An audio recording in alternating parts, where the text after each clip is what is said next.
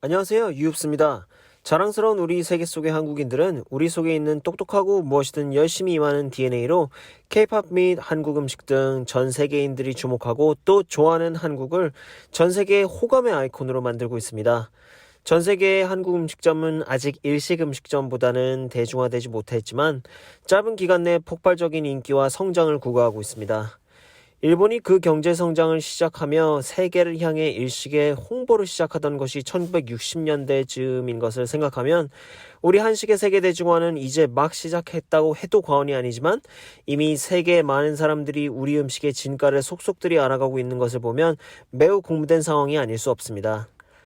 K-팝은 그 특유의 절제, 스타일 및 흥으로 전 세계인들을 홀렸고 지금 현재 K-팝의 선두주자는 누가 뭐래도 BTS를 뽑을 것입니다. BTS는 전 세계를 돌며 그 공연을 치를 때마다 성황리에 큰 흥행을 달리고 있으며 이들의 열정은 비단 전 세계의 일반인들뿐만 아니라 수많은 헐리우드 팬들도 함께 열광하게 했습니다.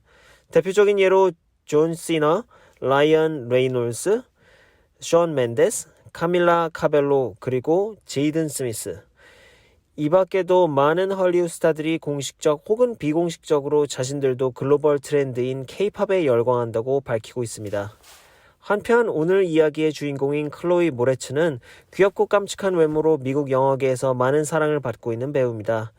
그녀는 아역 배우로서 연기를 시작하였고 500일의 썸머, 렛미인, 캐리 그리고 킥-에스 등의 영화에 출연하였습니다.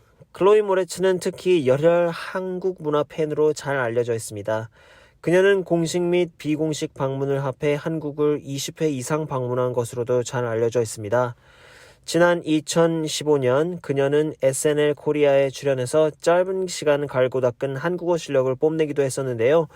많은 헐리우드 스타들이 BTS를 매개로 하여 한국 문화에 관심을 갖게 된 것에 반해 그녀는 BTS가 글로벌 스타가 된 2017년보다 앞선 때에 이미 한국 방송에 자주 출연하는 등 다른 한국을 사랑하는 스타들과 다소 차별화된 모습을 우리에게 보여주었었습니다.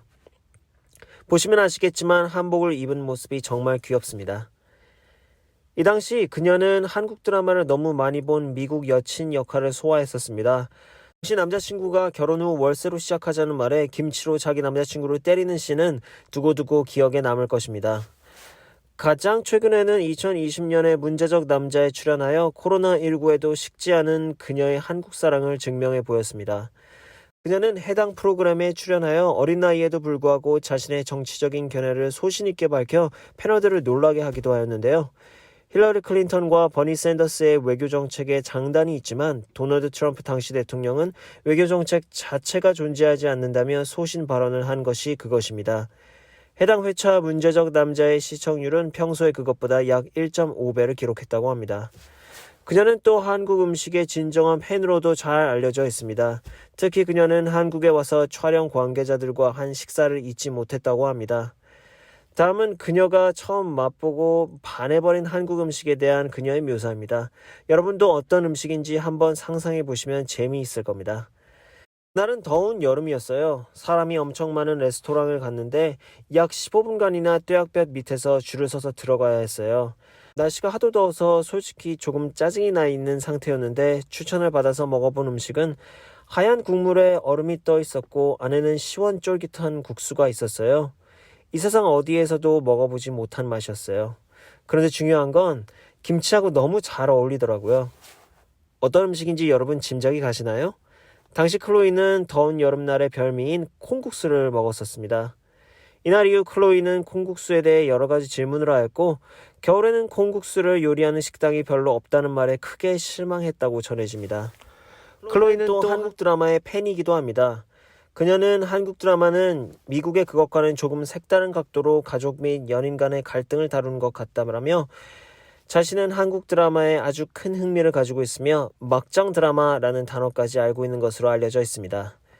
그녀는 매번 한국 방문 시 정해진 스케줄 이외에 개인적인 시간을 할애하여 한국의 맛집을 탐방하는 것을 즐긴다고 합니다. 2020년 한국 방문 때에는 제주도까지 내려가 지역 특산물을 잔뜩 싸서 본국으로 돌아갔다는 소리도 전해집니다.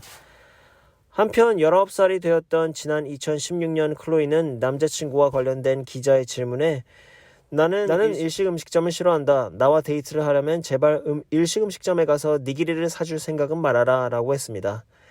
그리고 지난 2020년 영화 섀도우 인 더 클라우드의 제작 발표 시 일본계 기자의 악의적인 질문을 그녀는 매우 재치있게 반박했습니다.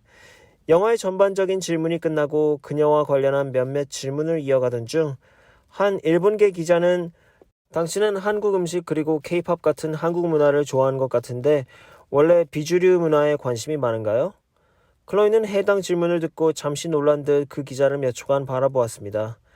그리고 이내 목소리를 가다듬고 마이크를 쥐고 말했습니다. 일단 저는 질문하신 기자님께서 비주류라는 단어를 사용한 데 대해서 적절하지 않은 단어 선택이라고 생각합니다. 저는 이제까지 어떤 문화가 다른 문화에 대해 비주류이거나 열등하다고 배운 적이 없으며 개인적으로도 그렇게 생각하지 않습니다. 추가적으로 한국은 세계에 손꼽히는 선진국이며 그들의 문화는 세계인을 감동, 매료시키고 있습니다. 그리고 저는 저의 이런 취향 등이 결코 특별하거나 소수만이 공유하고 있는 것이라고 생각하지 않습니다. 왜냐하면 실제로도 그렇지 않으니까요. 이렇듯 클로이의 한국 사랑은 각별하며 그녀는 올해가 가기 전에도 한국을 한 번 더 방문할 예정이라고 하니 TV를 통해 이런 사랑스러운 그녀를 한 번 더 볼 수 있는 기회가 있다면 참 좋겠습니다. 이제까지 저는 유읍스였습니다. 오늘 영상을 재미있게 보셨다면 좋아요와 구독을 부탁드립니다. 저는 다음 시간에 더욱 재미있고 유익한 영상으로 찾아뵙겠습니다. 안녕히 계세요.